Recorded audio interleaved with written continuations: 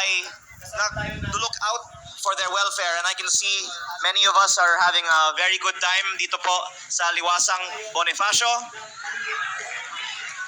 Kaya kaninang umaga pa lang, nandito ako, pabalik-balik po ako, at gumawa ako ng bilang ng mga tao nandito throughout the day. At napansin ko na maraming mga hindi nabibilang. Kaninang 2 p.m. lang, ang bilang namin ay mahigit kumulang 10,000 na tayo dito nung 2 p.m. pa lang. Pero ang sinabi noon ay mga 2,000 lang noon. Ngayon, ang latest na bilang ay mahigit 15,000 na tayo dito sa Liwasang Bonifacio. At may mga kasama tayo na papasok pa lang. At mukhang aabot tayo ng mahigit 20,000 dito sa Liwasang Bonifacio on the third day of our events for transparency, accountability, justice, and democracy. The third of what I'm sure will be still many more days. Dahil syempre ang kagandahan din dito sa Liwasang Bonifacio, ito po ay Freedom Park. Hindi po kailangan ng rally permit at tayo ay nagpapasalamat sa City Government of Manila na sumusuporta sa patuloy na mga meetings dito sa Liwasang Bonifacio. Palakpakan naman po natin ang City Government of Manila.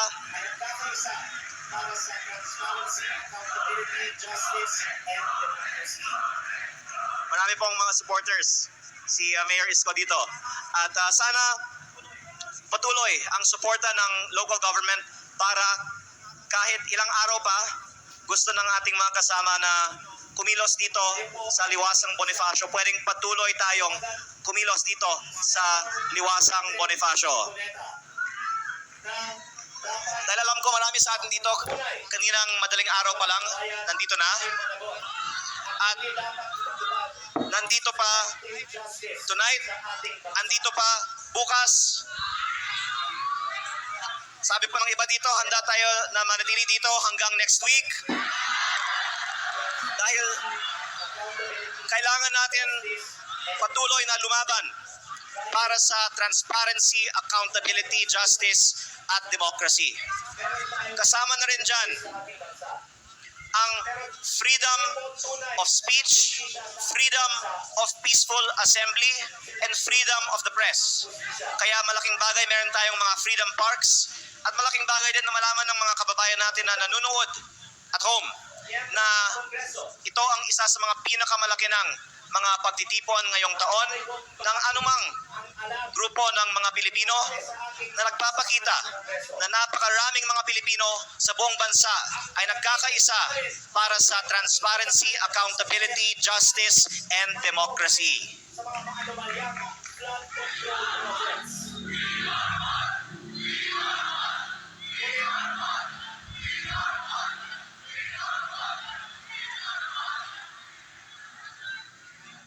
Tayo po ay nakikiisa sa panawagan ni Senator Dante Marcoleta na dapat ang mga tunay na may kasalanan sa bayan ay managot at hindi dapat ipatupad ang selective justice sa ating bansa. Kaya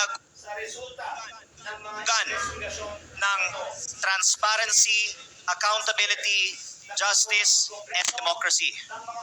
Dahil pinalalabas ng iba na meron na tayong justice sa ating bansa.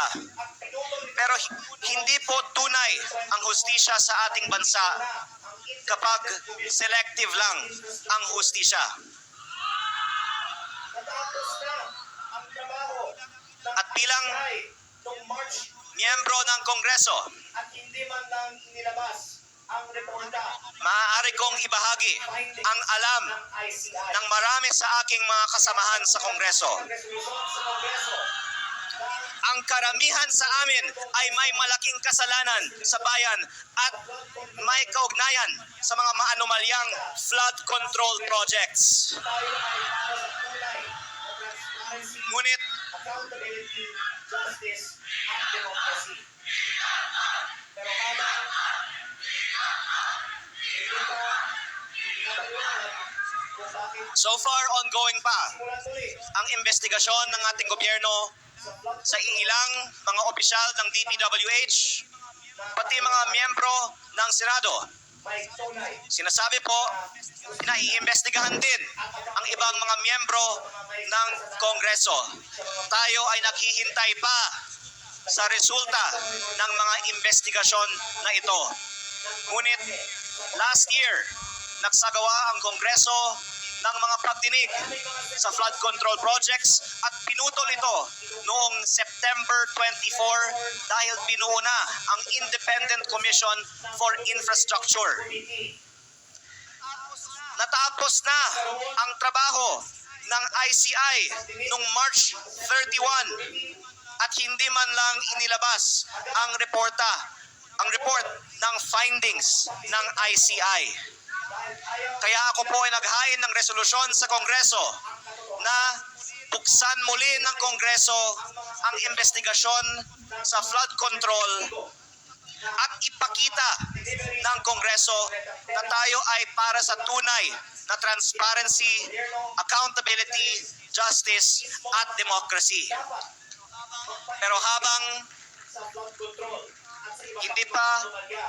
pinapaliwanag kung bakit hindi pa sinisimulan muli ang mga investigasyon sa flood control, hindi maaaring sabihin na tayo ay Na isagawa may tunay investigasyong ito na hustisya at accountability sa mga may kasalanan sa mga flood control projects.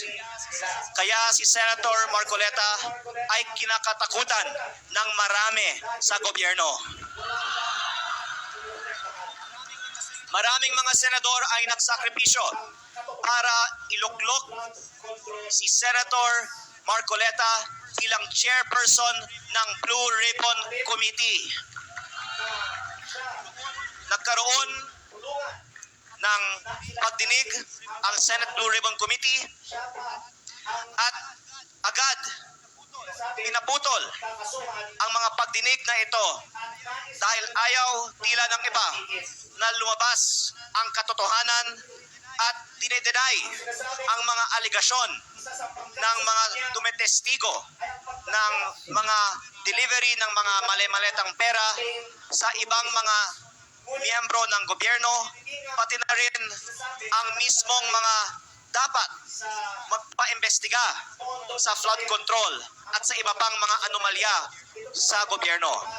Kaya lalong importante na simulan muli ang investigasyon sa flood control dahil kung hayaan lang natin isang sa mga iba ibahagi na isagawa ang mga investigasyong ito, hindi natin maraming maaasahan na iimbestigahan nila ang sarili nila. Kaya si Senator Marcoleta kinatakutan dahil wala siyang pinoprotektahan at gusto niyang ilantad ang katotohanan sa mga flood control projects. flood control projects Ngunit sa halip na ang na siya ng ibang ay mga tao tulungan ay na ilantad ang katotohanan, siya pa ang sila pa ang nagpapalagay sinasabing kakasuhan ng anomalya sa gobyerno at nais ng iba na patahimikin. mga aligasyon sa mga katulad ni Senator Marcoleta Ang sinasabing isa sa pangkaso sa kanya na sila ay ang pagtanggap investigahan. ng illegal na campaign donations. Ngunit hindi nga sinasabi na nanggagaling Dagdag ko rin, sa pondo ng bayan ang mga donasyon na ito. Ito po ay mga pribadong donasyon po lamang at walang kaugnayan sa flood control. Ay, bagong halal na congressman. Meron akong isang Ang kontraktor. nais na ibahagi sa inyo. Kontraktor ng DPWH. Ay, akala maraming mga miyembro gumawa ng batas ng Kongreso at Senado sa aking probinsya sa Batangas ay nakatanggap ng mga campaign donations mula sa mga DPWH contractors na nagsagawa ng mga maanomalyang flood control projects. Literal na ang mga kampanya ng ibang mga nakaupo ngayon ay pinondohan ng flood control. Ngunit sila pa ang nagpapaimbestiga sa mga anomalya sa gobyerno. Kasali na ang kanilang mga aligasyon sa mga katulad ni Senator Marcoleta dahil ayaw nila na sila ang imbestigahan. Meron ba tayong nakita ang congressman na donasyon ng mga contractor ng DPWH? Dagdag ko rito, ito ay alam Kaya ng marami ng aking mga kasamahan sa Kongreso. hayaan ng Kongreso maimbestigahan Nung ako ay bagong halal na congressman, ng lahat ang daming mga kontraktor na lumapit sa akin para humingi ng kontrata sa DPWH. Pero akala ko ang trabaho ng congressman ay gumawa ng batas. tayo Ang lumalabas pala, at least sa aking probinsya, sa Batangas, hindi nagkakaroon ng tunay na competitive biddings ang DPWH. Dahil ang sinasabi nila, ang mga bidding sa DPWH ng Batangas ay bidding-biddingan po lamang. At ang mga congressman ang pumipili ng mga nananalong mga bidders. At nagkakataon ang mga nagbibigay ng mga malalaking campaign donations sa mga kongresista sa Batangas ay ang mga nananalo ng maraming mga kontrata sa DPWH. Meron ba tayong nakitang congressman na nakasuhan na para sa mga donasyon ng mga kontraktor ng DPWH? Ang lagi ang subahan. Kaya ako po ay may munting kahilingan. Hayaan ng Kongreso maimbestigahan ang mga campaign donations ng lahat ng mga miyembro ng Kongreso na nanggaling sa mga kontraktor ng DPWH. At tapusin natin ito bago tayo mag-judge o mag-allege ng anuman kay Senator Dante Marcoleta.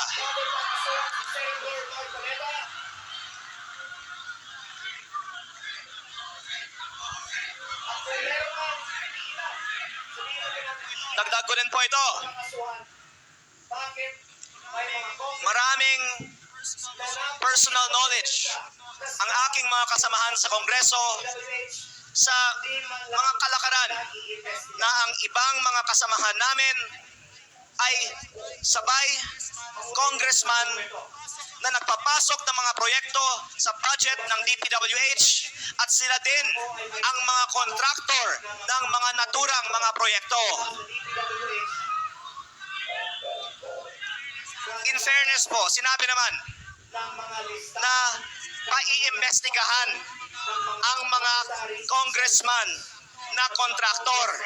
para sa mga proyekto ng DPWH. Pero ang sinabi rin ng iba, Marami sa mga hindi lang naman 8 ang mga congressman na kontraktor.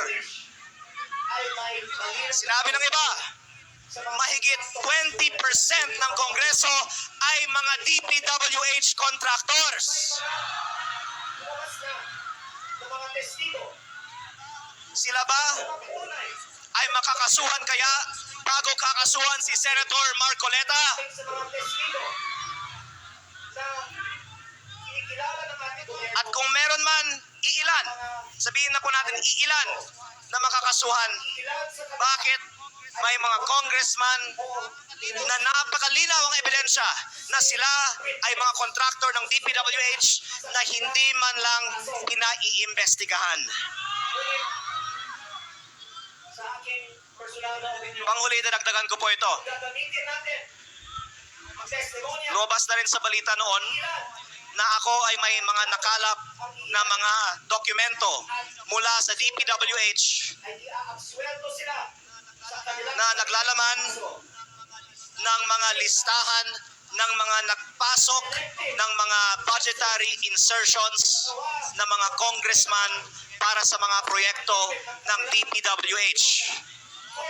Marami sa mga nagpasok ng mga proyekto sa budget ng DPWH ay may malinaw na kaugnayan sa mga contractors who were eventually awarded these projects. At may mga lumabas na mga testigo sa kanila. na nagpapatunay sa mga dokumentong ito. Dahil hindi po galing sa akin, nang galing sa mga testigo Bakit? na kinikilala ng ating gobyerno ang mga pahayag na ito. In fact, ang iilan sa kanila ay ginawa na o inanunsyong gagawing state witness. Absuelto na sa kanilang mga kaso.